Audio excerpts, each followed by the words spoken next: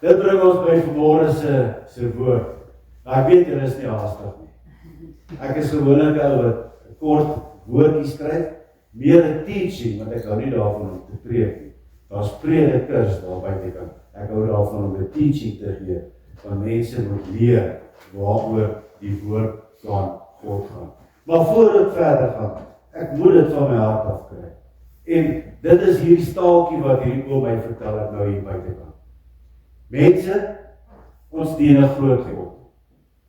Jy weet, ek het al baie keer die reel op Facebook gesien. En dan dink ek daaroor, dit is moontlik. Want daai selfe God het ook op die water geloop. Daai selfe God het uit 'n graf uitgestap, lewendig. Daai selfe God was die eerste woord gewees in die Bybel. Het julle dit geweet? In Genesis 1 staan geskryf, in die begin. Die woordjie daar begin in die Hebreërs beteken Bereshit. Dit beteken Jesus.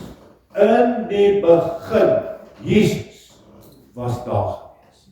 Nou daardie staaltjie is so awesome, want dit sluit so mooi aan by vanmôre se woord. En ek het net dankie gesê daar buitekant toe die Here hierdie ding op my pad gesit het vanmôre. Jy sien, vriende, dit gaan so met jou permissie. Met jou permissie. Dit gaan so. Daar was hierdie jong man wat in die army was. Nee. En hierdie jong man daar in die army het sy God opreg gedien.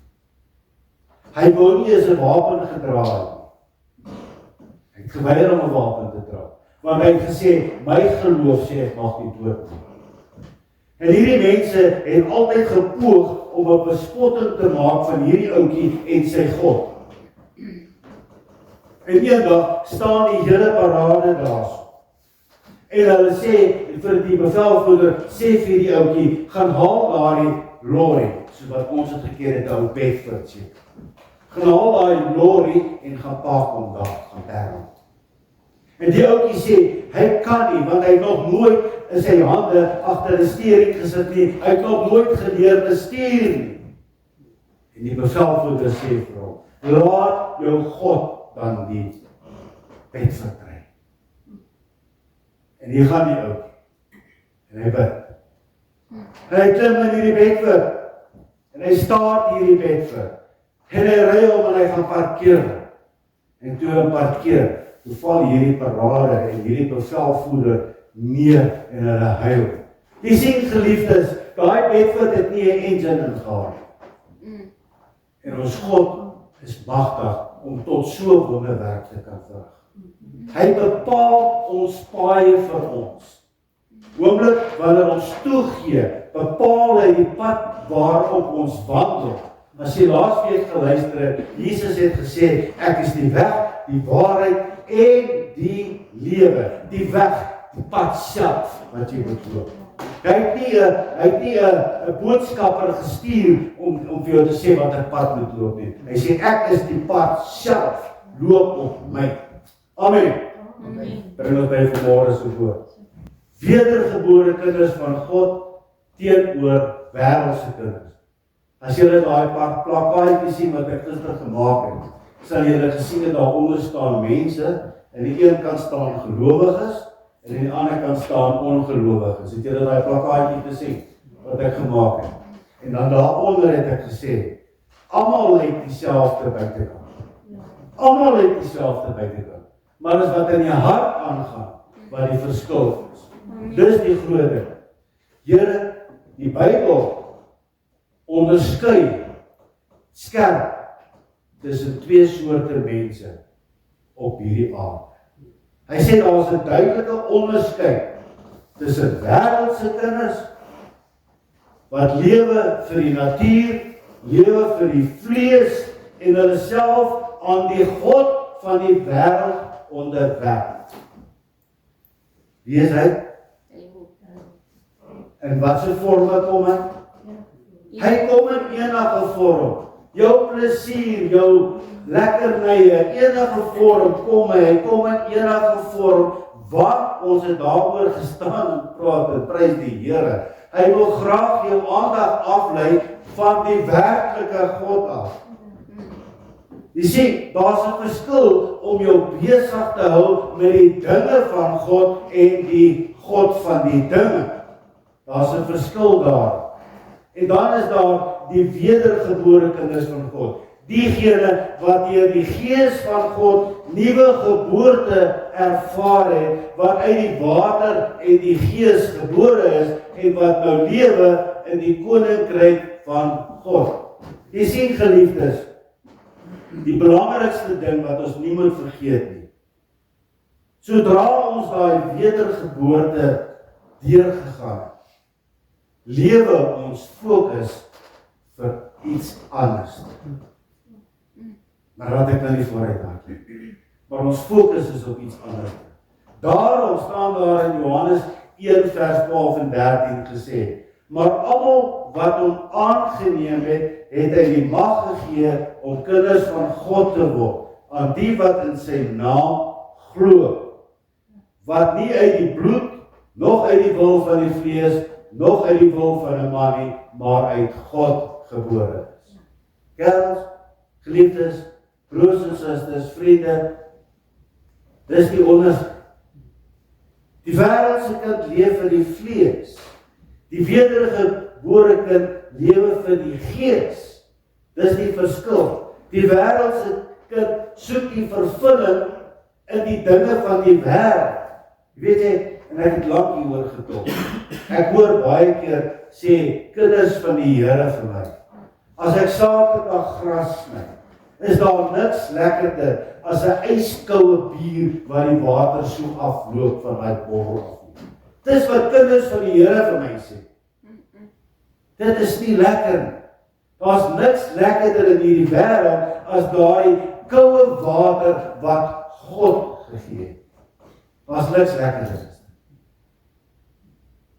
Hoekom moet jy 'n koue bier wat God verafskuw gebruik om dit vir jou lekker is? Die wedergebore kind soek sy vervulling in God alleen. En hier lê die kern van ons boodskap vandag. Jy weet, 'n wedergebore kind, hy wil heeltyd dink in sy gedagtes, dink hy aan Jesus. Hy dink aan God die Vader. Hy dink, en dan is daar die mense, as ek baie keer as ek met mense praat, dan vra ek vir hulle, hoekom is jy, sê jy, is jy 'n Christen? En dan sê hulle vir my, die eerste antwoord wat hulle vir my gee, is om eendag in die hemel te kom. Jy mis die objektief, jy mis alles. Jou objektief moet nie wees om in die hemel te kom nie. Dis nie hoekom jy 'n Christen moet wees nie. Jou objektief moet wees, jy moet in die teenwoordigheid van God inkom. Want dis waar God is in die hemel. As jy in sy teenwoordigheid toegelaat word, soos Psalm 15 vir ons sê, ek dink jy aan Psalm 15, hy sê, wie mag vertoef op jou heilige berg? Wie mag vertoef op jou heilige berg? En dan sê die psalmdigter verder, hy wat skoon van hande is. Met ander woorde, jy steel nie, jy moord nie, jy doen niks nie. Jy wat skoon is van hande en rein is van gees. Jy mag vertoef in my teenwoordigheid, sê God. Halleluja. Nou ja, ons begin met deel 1. Is julle lekker warm? Is julle opgewarm? Ek is opgewarm. Ons begin met deel 1 van hierdie 3 dele. Dis die Nasareërsbelofte. Mense, as ek vandag vir mense vra, wat is die Nasareërsbelofte? Hulle gaan my nie kan antwoord nie. Die Nasareërsbelofte is 'n beeld van heiligmaking. Dis wat dit is. En as ons aandag aan vestig daarin in Numeri 6, want dis waar die Nasareërsbelofte duidelik uiteengesit word. En ek gaan dit nou vir ons lees voordat ek terug gaan daarna toe. En die Here het met Moses gespreek en gesê, spreek met die kinders van Israel en sê vir hulle, as 'n man of 'n vrou 'n besonderse gelofte aflê, die gelofte van 'n Nasareër, om hom aan die Here te wy. Dit is die doel van die Nasareërsbelofte. Met ander woorde, jy wy jou aan die Here. Dis die doel. moet hy hom van wyn en sterk drank onthou. Wyn asyn van sterk drank mag hy nie drink nie, ja, geen druiwesap mag hy drink nie, en geen vars of gedroogde druiwe eet nie. Genade. Ek is 'n Christen. Ek het my hart vir die Here gegee, maar ek is nog steeds besig om die vrug van die dryf te geniet. Daai ene wat skop, jy weet, hy het 'n skop in hom. Al die dae van sy Nasareërskap mag hy niks eet van alles wat van die wynstok gemaak is nie, selfs nie die pitte en die doppe nie. Here, is daar maar erg. Wat is 'n God van diete? Kyk net hoe hy vir Moses gesê, hoe moet die altaar gebou word, die ark gebou word. Diete. Hoe moet die tent van samekoms wees? Diete. Alles is diete. Hy laat niks aan die toeval oor nie, want hy is 'n geordende God. En dan gaan hy verder. Al die dae van hierdie gelofte van sy Nasareërskap mag geen skeermes op sy hoof gaan nie, tot die dae om is dat hy hom aan die Here toewy, moet hy heilig wees. Hy moet die hare van sy hoof vry laat groei. Al was 'n paar van hulle in die woord, ons kan eers dink aan Samson, Samuel. Hulle het hulle hare permanent gegroei, want dit was die Nasareërsbelofte wat hulle afgelê het. Samuel was 'n Nasareër, die groot profeet van die Here. Vandat sy moeder hom vir Eli gegee het en gesê, van God af het ek hom gebid en van God gee ek hom terug, was hy 'n Nasareër. Dit was 'n belofte geweest. Hy was set apart vir God. Hy was eenkant gesit vir God en vir God alleen, nie vir die God van die wêreld nie. Daar was ander mense wat nog in daai tyd al reeds die God van die wêreld aanbid het. Die God van die wêreld bestaan vandat die Here, ons God, hom uit die hemel uit gegooi het. Dis van wanneer hy bestaan. En dan 'n ding wat my bietjie laat dink het.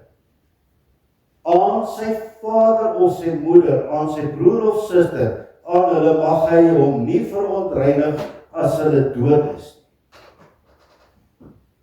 En dit het my laat wonder, want die Here Jesus het daar in die Nuwe Testament, het hy baie ernstige woorde gespreek. Want hy het daar in die Nuwe Testament het hy gesê, laat die dooies begrawe en volg jy my. Dis wat hy gesê het.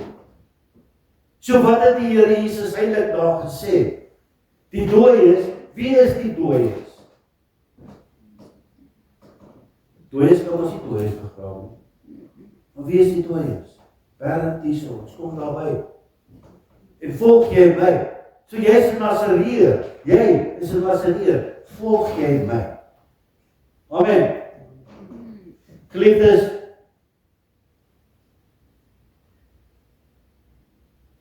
die Nasareërsbelofte is 'n beeld van heiligmaking, soos in die Gees gesê word. Jesus se laaste woorde, en ek wil hê julle moet dit hierdie ding mooi luister, want julle moet dit gaan ondersoek. Nie net alles glo wat die predikers vir julle sê nie. Gaan ondersoek dit. Laat die Gees van God julle lei na die skrif toe. Jesus se laaste woorde met die laaste aandmaal, Matteus 26:29, en dan ook in Markus 14:25 en in Lukas 22:18. So daar staan 3 plekke in die Gospels, dieselfde woorde. Jesus sê,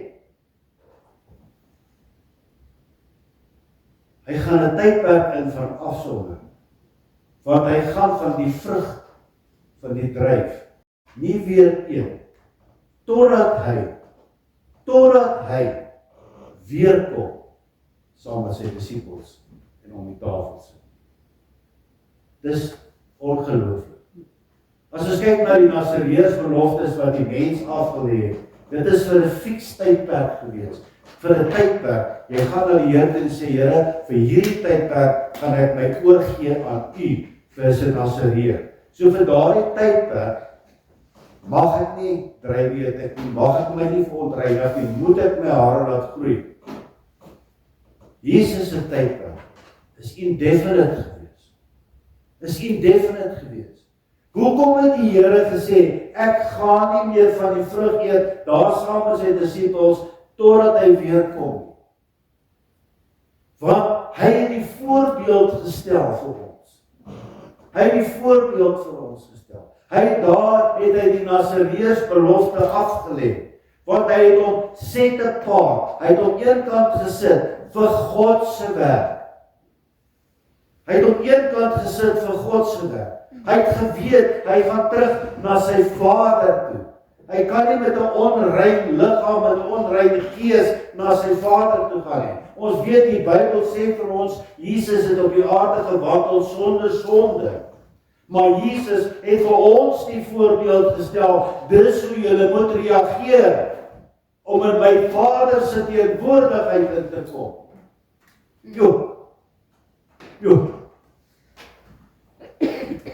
Jesus se timeline word nie beperk nie.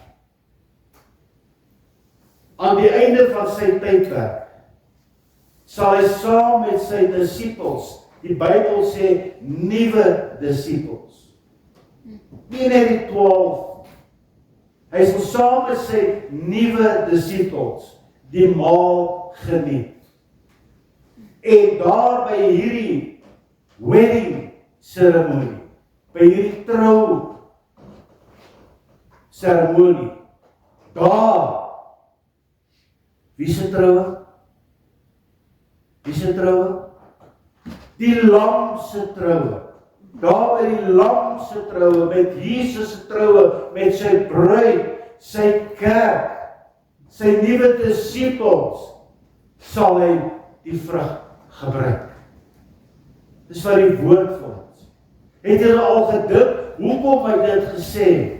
Want hy wil sy kerk in sy Vader se teenwoordigheid ingaan. Laasweek het ek vir julle gesê, het hy gesê, my Vader se huis het baie kamers. Die Nasareër was iemand wat 'n spesiale gelofte afgelê het om hom en haarself aan die Here te wy. Die woord Nasareër beteken, en dit kom vanaf die Hebreëse wortelwoord wat sê nasa, wat beteken om jou af te sonder. Hoeveel keer het Jesus hom gaan afsonder alleen op die berg, alleen in die tuin? En daar het sy mense hom gekry waar hy in afsondering was met God die Vader. So jy sonder jou af. En om heilig te wees, dis wat die woordjie Nazar beteken, Nazar. Dit beteken om jou af te sonder en om heilig te wees. Heilig. Psalm 15 het gesê, hy wat skoon is van hom, rein is van gees, mag in my teenwoordigheid. Ek wil hê jy moet let op die 3 elemente van hierdie Nasareërs belofte. Eerstens, Numeri 6 vers 3 tot 4, gaan oor die druiwestok.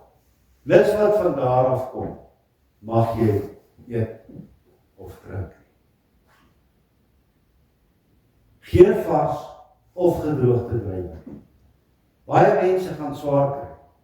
Ek met baie lief vir roosentjies en al die vorme. In my reis en droog en alles, want is ook gesond. Gelukkig het die Here vir ons op die kruis baie wette weggevat. Maar dit het nie verandering gebring aan die vereiste om in sy teenwoordigheid te kom, wat sê jy moet heilig wees. Geen verandering. Die druiwe was die symbool, luister mooi, en dit is vandag nog steeds dieselfde. Dit was die symbool van wêreldse vreugde en selfbevrediging. Hoekom drink 'n mens? Ek vra die vraag, hoekom drink 'n mens? Want jy wil op 'n oomblik, op daai oomblik wil jy van jou sorge ontslae raak. Maar wat sê die woord? Wat vat sorge? Net Jesus as hy daai gapings vul. Dit vat sorge. Selfbevrediging. Mense, Dit is 'n verskriklike wanpersepsie wat ons het oor hierdie woord van Numeri 6. Die druiwe was 'n simbool van wêreldse vrede en selfbevrediging. Die wedergebore kind van God word geroep om nie sy vreugde te soek in die dinge wat die wêreld bied nie. Soos jy 'n wedergebore kind van God is, kan jy nie op 'n Saterdagmiddag, as jy nou moeg is om graaf te sny, nou gaan ek vir my 'n six-pack Amstel uithaal en ek gaan nou agteroor sit en die vreugde van die wêreld ervaar. Waar? Wedergebore kind soek sy vreugde in die gees van God. Dis waar hy sy vreugde kry. Tweedens, die ongeskeurde hare in Numeri 6 vers 5. Die Nasareër moes sy hare laat groei. In die Bybel is die hare 'n simbool van gehoorsaamheid gewees. So, die wet het gesê, as jy die gelofte afneem, mag jy nie jou hare skeer. Jy mag nie jou hare skeer nie, moet dit laat groei. Want eerstens het God jou gehoorsaamheid getoets daarom. Tweedens was dit 'n openbare bekendstelling. Dit was 'n openbare bekendstelling. As jy met jou lang hare geloop het almal gesien, hierdie ou, die settepaard van God, hy volg God, hy doen die werk van God. Al die mense wat na Samuel toe gegaan het, in die woord noem hulle dit in 1 Samuel sê, en daar was 'n man van God wat hulle gaan raadpleeg het. So die mense kyk na hom en hulle sien, hierdie man, hy lewe vir God. Beteken dit, ons moet vandag op ons hare groei om daardie wette gehoorsaam? Nee, maar waaroor dit hierso gaan, in die openbaar erken jy dat jy God se kind is. En dit word van jou verwag om in jou openbaar te erken dat jy God se kind is. Nie net op 'n Sondag 1 uur in die kerk nie, maar vir die week as jy by die werk is, erken dat jy God se kind is, leef anderste as wat die wêreld lewe. Of as jy op vakansie is. Baie mense sê hulle gaan op vakansie. Dan gaan hulle hier af na Amanzimtoti toe. Hulle bly hier in Middelburg. Hulle gaan hier af na Amanzimtoti toe. Jy weet, daar waar niemand my ken nie. Ek is op vakansie. So my kop kan 'n bietjie uithaal. Ek kan die vrug van die dryf kan ek in oorvloed gebruik, want niemand ken my nie. Maar jy het vergeet wat ons gesing nou. Hy leef in my. Hy ken jou. Hy sien wat jy raak sien. Hy is daai stille luisteraar by elke gesprek. Daai stille persoon wat alles neerskryf van wat jy doen. Hy weet as jy 'n taxi kap. As ek nou daai taal moet gebruik. Dit was 'n daaglikse fisieke herinnering dat jy gesê, ek behoort aan God. Hy langer. Dit is jou herinner dat jy aan God behoort. Derdens, geen kontak met die dooies nie. Die wedergebore kind word geroep om nie die dinge van die dood en die sonde te omhels. Hoor wat ek sê. In die Bybel en as 'n reusbelofte, mag jy nie aan die dooies gevat het, want dit sal jou verontreinig. Maar God sê, as jy my aangeneem het as saligmaker en verlosser, bly weg van die dooie dinge van die wêreld, wat ons sien, die Bybel sê vir ons, die loon van die sonde is die dood. Bly weg van die dooie dinge van die wêreld af, dit wat vir God 'n gruwel is. Bly weg daarvan. En as jy daardie versie wil soek, van die loon van die sonde, daar in Romeine 6. Hoe pas dit by wedergebore kinders van God? Hierdie Nasareërs belofte. Hoe pas dit by wedergebore kinders? Die Nasareërs belofte is net 'n skadu van die Nuwe Testamentiese heiligmaker. Mense, die Bybel sê vir ons in die Nuwe Testament, na Jesus te kruisig is, Jy moet strewe na heilig maak. Jy weet, daar in Petrus, 1 Petrus 2, die wedergebore kind is nie net verlof van sonde nie, hy is geroep om heilig te wees. Om afgesonder te wees vir God, om te lewe as koninklike priesters. 1 Petrus 2 vers 9. Paulus sê in Romeine 6 vers 19, soos julle lede gestel het in diens van die onreinheid en van die wetteloosheid tot wetteloosheid van die onreinheid en van wetteloosheid, so moet julle lede nou stel in diens van heiligmaking tot heiligmaking.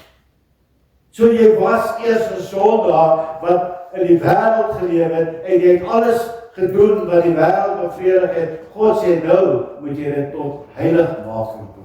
2 Korintiërs 6 vers 17. Daarom sê God, gaan uit hulle midde uit en sonder julle af. Moenie daar na die wêreldse byeenkomste toe gaan, daar waar hulle God vergeet, die skepper van die heelal vergeet nie, en die wêreldse God aanhang nie. Moenie so toe gaan.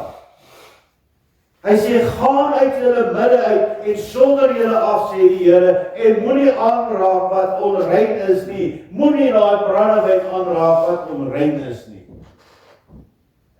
Dronkenskap nie. En dan kom die belofte. Het ons gesing, elke reël in hierdie boek is vir ons bedoel as kinders van God.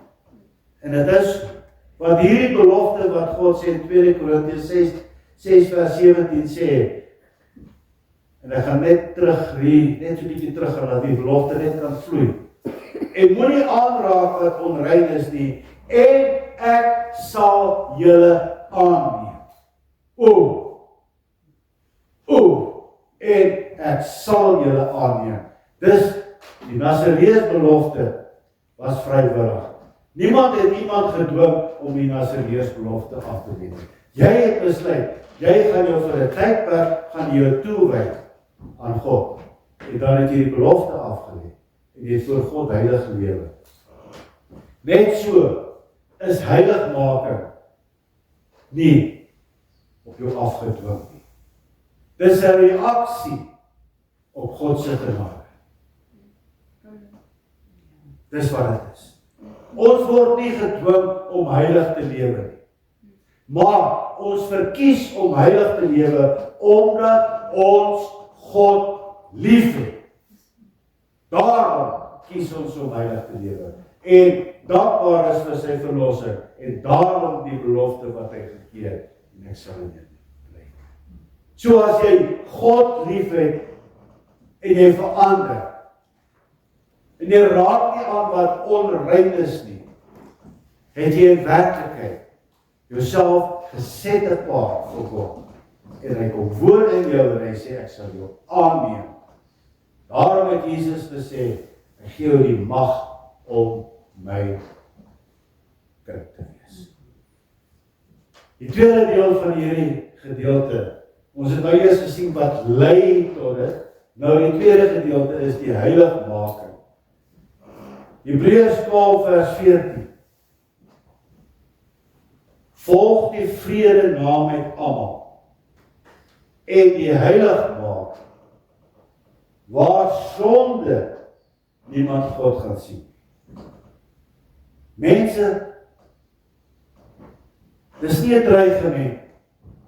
Dis die harde realiteit van die woord van God.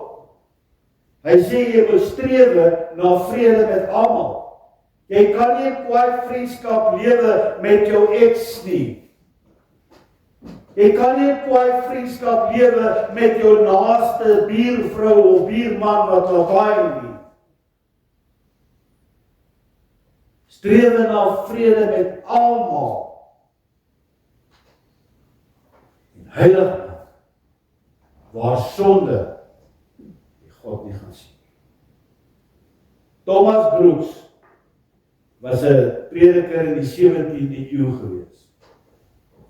En hierdie Thomas Brooks het in hierdie Hebreërs 12 vers 14 het hy 58 preke geskryf oor Hebreërs 12 vers 14. Want dit is hoe erg God is. Dis die realiteit. Hy het gesê, Thomas Brooks het gesê, as ek vir die hele wêreld kan preek op een slag, en ek het 'n hoog genoeg berg met 'n megafoon, sal ek hierdie boodskap bring.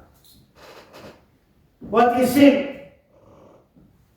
die hele wêreld moet verstaan, om in God se teenwoordigheid in te kom, beteken heilig word.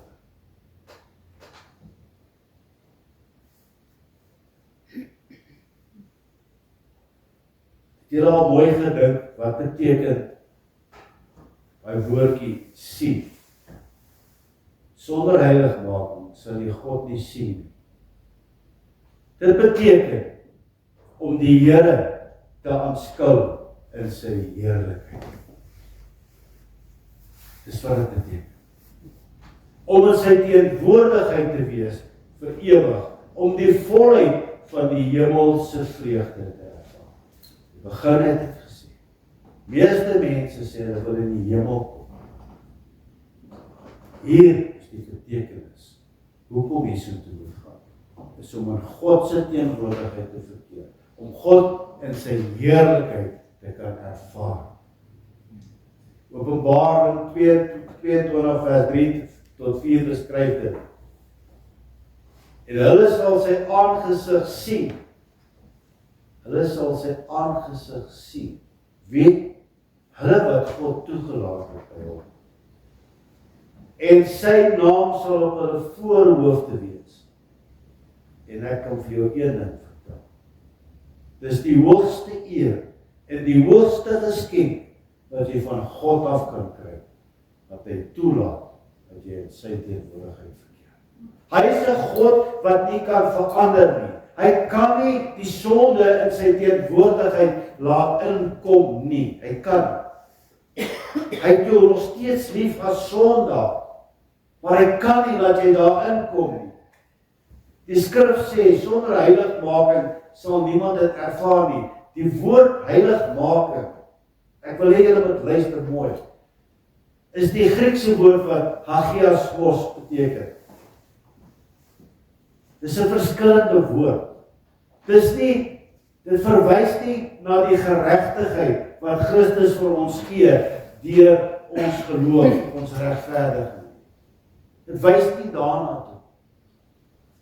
Dit wys na die inherente, interne heiligheid wat die Gees in ons werk en wat die uitdrukking vind in ons heilige lewenswandel. Dis waarna toe dit verwys. Die Gees van God wat in jou woon, dis hy wat jou lei op die pad wat ons moet stap. Dis hy wat die werking het, wat jou sê, nee, moenie, doen dit so. Dis waarna jy moet streef. En luister mooi, ek gaan party van julle miskien seer maak vanmôre. Dis nie uiterlike skynheiligheid soos die Fariseërs gehad het nie. Wit gewaste grafte wat van buite skoon lyk en van binne vol dooie manne se bene en alle onreinigheid nie. Dis in Matteus 23:27 is hierdie woorde. Jy kan sê, ek is 'n Christen, maar jy lewe vir die wêreld, is jy net soos hierdie uiterlike skynheilige Fariseër. Jy's net dieselfde, daar's geen verskil tussen jou nie. Boetas, sissas, dit is die ware hartsverandering wat lei tot ware lewensverandering. Dis wat dit is.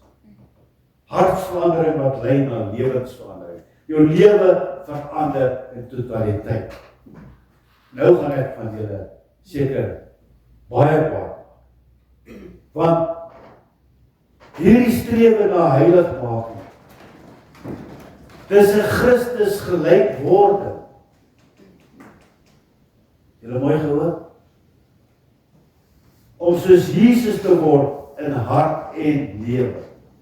Nou gaan baie mense vir my sê, Kobus, jy is nou besig om te laster, want geen mens kan soos Jesus word. Jy kyk met die wêreldse oë na die woord. Want 1 Johannes 3 vers 2 tot 3 sê, geliefdes, nou is ons kinders van God, en wat sal ons wees?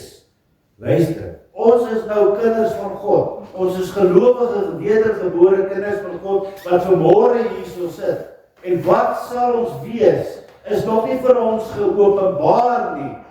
Ons weet nog nie wat gaan ons weet nie. Is ons 'n engel of wat is ons weet nie. Dit is nog nie vir ons geopenbaar nie. Maar ons weet dat as hy geopenbaar word, hou vas aan julle stoele. As hy geopenbaar word, ons aan hom gelyk sal wees. Het ek gelaster? Nee, die skrif sê dit vir my. Ons sal gelyk wees aan hom. Sien jy die verband? Diegene wat hoop om God te sien, reinig hulle self nou. Hulle wat die hoop het om in God se teenwoordigheid te verkeer, reinig hulle self nou. As daardie reiniging nie plaasvind nie, is daar geen ware hoop om God te sien. Jo, Kobus, jy praat vanmôre. Ek het 2 stelle safety boots aan en dit werk nie eens. Heiligmaking is die bewys van ware wedergeboorte. Daai wat jy gesê, ek neem jou aan, Jesus, as my saligmaker, redder en verlosser. En ek beloof om u te volg. En ek beloof om my kruis op te neem en u te volg. Dit is die teken dat jy 'n ware volgeling van Jesus is. Dis wanneer jy verander. Jy kan nie 'n kind van God wees en in sonde leef nie. Dit is 'n teenstrydige terme. Hierdie ou, die redding, hierdie ou wat ek nou van gepraat het, hierdie Brooks, hy het gesê, ons fokuspunt hier op aarde moet wees om siele by God uit te kry. Hoor julle dit? Jesus het sy Vader se skoot verlaat. Hy het sy Vader se teenwoordigheid verlaat in ruil vir siele. Hy het die wynpers van God se toorn getree. Hy het ingeklim daar in God se toorn. God se kwaadheid vir die sonde. Hy het daar ingeklim. In daai wynpers. Het julle al gesien as hulle die druiwe so trap? Jesus het daar ingeklim en gesê, ek gaan bloei vir siele. Ek het gebid vir siele. Het julle geweet wat Jesus daar in die woord sê, ek bid vir hulle? Julle het dit al gelees? Hy sê, ek bid Vader, ek bid vir hulle. Nie dat u hulle uit die wêreld uit wegneem nie. Vir beskerming, vir verandering. Hy sê, Vader, ek bid vir hulle wat u vir my gegee het, met ander die gelowig is. En dan sy woorde wat hy daar sê, ek bid nie vir hulle wat in die wêreld is. Bid nie vir hulle wat in die wêreld is. As Jesus daardie stap geneem het, hoeveel te meer moet ons dan ernstig wees oor ons eie heiligmaking? Kan jy sê op 'n Sondag, sit hier en ek lig my hande op na God toe en ek sing vir hom. En ek lewe 'n dubbele lewe. Het jy geweet om 'n dubbele lewe te lei? Die wat Sondagmôre vir 'n uur in die kerk sit en die res van daardie ander ure vir die wêreldse God lewe. Verhoed die oorvloed lewe wat God vir jou beplan het. Kom ons kyk na die hartseer en die realiteit van 'n dubbele lewe. En hoe dit direk verband hou met Jesus se belofte in Johannes 10:10. Hy sê, die dief, nou het ek hier 'n paar woordjies bygevoeg. Die God van die wêreld wat jy aanbid. Die dief, die God van die wêreld wat jy aanbid, kom net om te steel, slag en te vernietig. En ek, Jesus, het gekom dat hulle lewe in oorvloed kan hê. Oorvloedige lewe. Geliefdes, ek wil vanmôre vir jou 'n vraag vra. Wat is 'n dubbele lewe? Dit is wanneer 'n mens sê hy's 'n Christen, maar leef soos die wêreld. Hou net vas, want julle oë en julle ore gaan vanmôre oopgaan.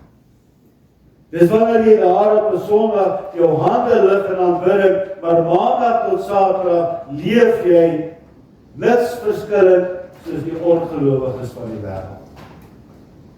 Niks verskillend. Dis wanneer jy die naam Jesus dra, maar jou hart en jou gedagtes en jou verhoudings, jou finansies, jou vermaak, alles behoort aan die wêreld. Alles behoort aan die wêreld. En dis wat ek so waardeer as mense luister. Jakobus 4 vers 8. Reinig die harte, julle sondaars, en heilig die harte, julle dubbelgesindes. Hoekom sal God dit in die woord sit as hy dit weet wat ons dubbelgesind is? Reinig die hande en die harte, julle dubbelgesindes. Dubbelgesind is in die Griekse woord hierso beteken dipsaikos. Saikos. Klink dit vir julle bekend, saikos.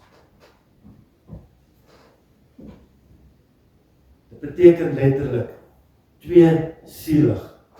Tweesielig. Iemand wat twee harte het, twee meesters dien, twee rigtings te gelyktydig begin loop. En hoe verhoed hierdie dubbele lewe jou oorvloedige lewe? Eerstens, 'n dubbel lewe verdeel die hart. Jesus sê in Matteus 6:24, niemand kan twee here dien nie. Jy kan nie God en Mammon dien nie. 'n verdeelde hart kan nie die volheid van God se gees ontvang nie. Luister mooi wat ek sê. Hy kan nie die volheid van God se gees ontvang nie. Die gees van God soek 'n hele hart, 'n hart wat ten volle aan God toegewy is. Dis wat die gees soek. Soos die Nasareër se hart. 'n Dubbel lewe bedrieg die mens. En die wêreldse kinders weet hy's verloor. Hulle besef dit. Hulle sê dit ook. Why do we worry? Maar 'n wêreldse kind het 'n kans om Jesus te ontmoet. Homself bekeer en gered word. Die ware kind van God weet hy's gered. Elkeen wat God aanroep, sê die Bybel, wat Jesus aanroep, sal gered word. Die wêreld, die ware kind van God, weet hy's gered. En nou hier kom die catch. Die dubbelgesinde dink hy's gered. Is dit mooi? Dink hy's gered terwyl hy verlore is.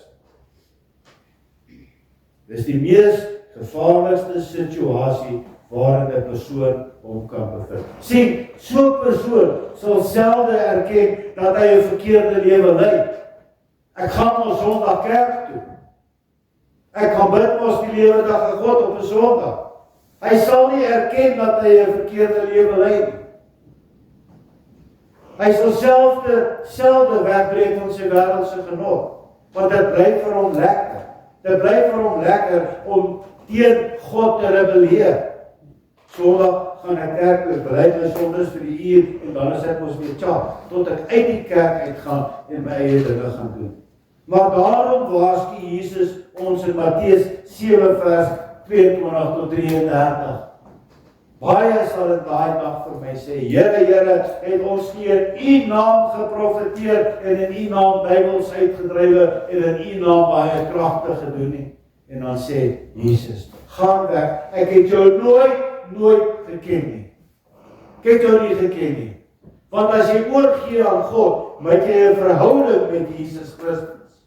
En hy leer hom ken. Dis die gevaarlikste toestand van almal. Hierdie ene waar jy dink jy is gered, maar eintlik is jy verlore. Want jy is te trots om te erken dat jy 'n sondaar is. En dan die derde is amper klaar. Die dubbele lewe verhinder die krag van die Gees. Die Heilige Gees woon in die hart van die gelowige, maar hy word bedroef deur die sonde. Bybel sê dit vir ons, Efesiërs 4 vers 30. Wanneer ons doelbewus in sonde volhard, styg ons die vloei van God se Gees. Ons doelbewus. Ons kan nie die vrug van die Gees, liefde, vreugde, vrede, geduld, vriendelikheid, goedheid, getrouheid, sagmoedig en selfbeheersing ervaar as ons die vlees voed nie. Het jy al probeer? Kan nie. Jy kan nie. En dan die laaste ding van hierdie dubbel lewe. Steel die getuienis van die kerk. Die wêreld daar buitekant kyk na die kerk. Hulle kyk na julle. En wanneer 'n Christen dieselfde lewe lei as die wêreld, stel hulle nie belang om 'n Christen te wees nie. Weet jy wat, die wêreld sien die verandering daar buitekant, en ek moet dit vir julle sê, die wêreld sien die ongelowige, die ander gelowiges daar buitekant, ander gelowiges. Gaan kyk net, wat sien die wêreld? Hulle sien sagmoedigheid in die ander geloof, totdat hulle die ander geloof leer ken. Waar submission sê, if you don't follow us, we will kill you. En dit wat hulle sien, is die ene wat vir 'n Vrydagmôre daar in die straat gaan kos gee. Dit is die ene, as jy hom groet, en sy handjie so pap, jy kan net aan hom vat.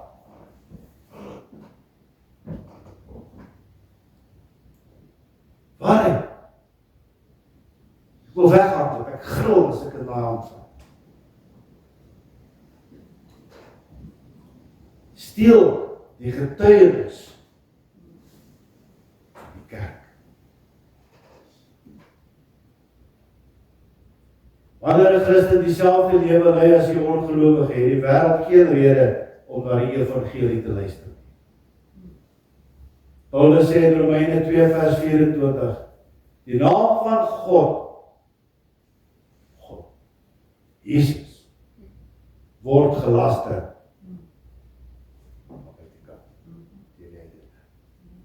Het jy al geluister in 'n geselskappe waar mense staan en praat wat nie werklik volgelinge is, luister ek sê, wat nie werklik volgelinge is van Jesus nie.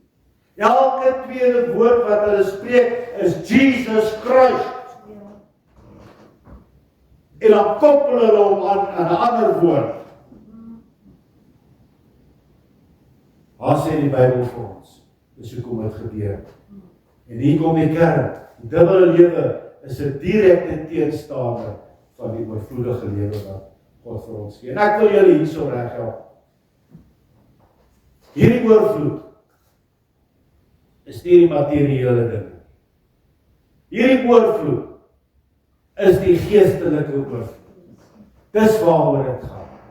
Ja, as jy hierdie geestelike oorvloed in jou lewe is, sê Matteus 33, alles sal vir jou bygevoeg. Ja, dit is so. Die wedergebore kind se fokus het verander. Status en things en materiële goed maak nie meer saak nie. Jy het nou iets gesê daar buitekant wat vir my so awesome is. Jy is 'n wedergebore kind van God. Die status, die things, daai dinge wat jy doen daar buitekant, materiële goed, maak nie meer saak. Dit is oorvloed van God se vreugde. Dit maak saak. Sy vrede, dit maak saak. Sy krag, dit maak saak. Sy wysheid, dit maak saak. Sy liefde, dit maak saak vir die wedergebore kind van God. Hy stel nie meer belang of ek baie het of min het. Hy weet, my hart is gevul met die gees van God.